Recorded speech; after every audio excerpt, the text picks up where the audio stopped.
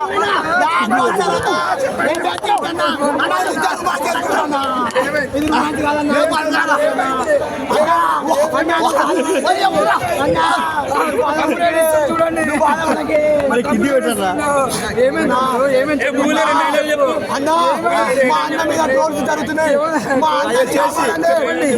Phone వస్తుంది, నా మీద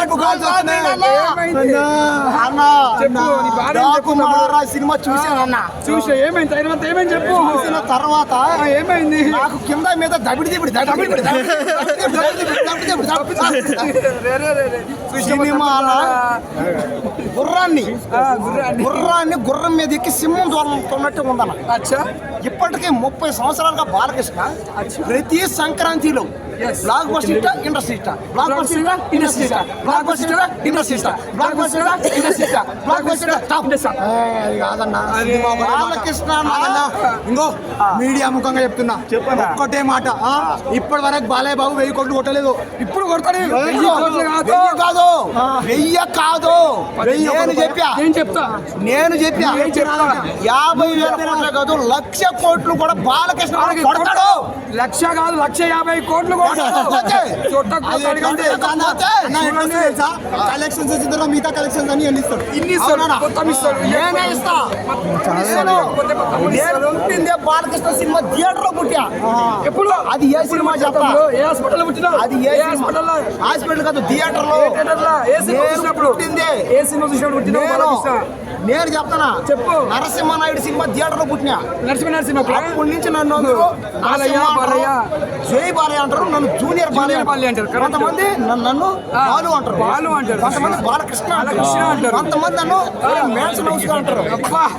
ఇంత అదృష్టం తప్పుడు తప్పే అంటాడు. ఏం లేదు, తప్పు తప్ప కాదు. ఈ సినిమా డాకు మారాచ్చు తర్వాత మ్యాన్సన్ హౌస్ తాగా, జీవితంలో ఫస్ట్ టైం మందు తాగా. తప్పు కాదు. పైగా ప్రతి ఒక్కరు మ్యాన్సన్ హౌస్ తాగే సినిమా చూడాలి. ఒక సంవత్సరాలు బాలయ్య బాబు అక్కడితో తొడగొట్టాడు, బాక్స్ ఆఫీస్ బ్లాస్ట్ అయిపోయింది. ఈ ఏ విధంగా ఒక తొడగొట్టాడంటే చూపించు. రాయలసీమ తెలంగాణకు ఇప్పుడు నేను గొడ్డలతో బాంబులతో కత్తెలతో ఇప్పుడు ఆడుకుంటున్నాను కాబట్టి నేను ఎలిమెంటరీ స్కూల్తో ఆడుకున్నాను. ఇప్పుడు నేను కనుక తొడగొడితే బ్లాస్ట్ అయిపోతుంది.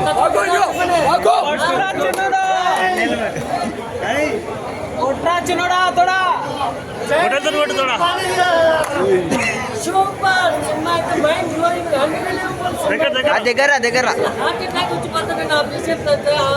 మైండ్ బ్లోయింగ్ పీజీ ఇచ్చి పడేస్తాడు.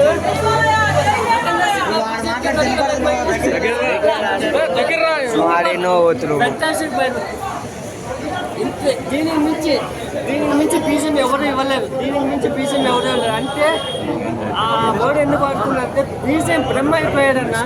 ఆ విధమైన అంటే బాలయ్య బాబుకి దీనికి మించి బీజేం ఇవ్వలేదు అన్నట్లుగా కొట్టి పడేశాడన్న మామూలు బీజేం కాదు. సినిమా నుంచి ఇంటికి వెళ్ళిన తర్వాత సినిమాలో ఉన్న సన్నివేశాలు గుర్తొస్తాయి చాలా సినిమాలు. కానీ ఈ సినిమాలో 5 days వరకు తమన్ మన గుండెల్లో డ్రమ్స్ వాగిస్తూనే ఉంటాడన్న. ఆ విధమైన బీజం ఇచ్చి పడేస్తాడు. అదే ఒక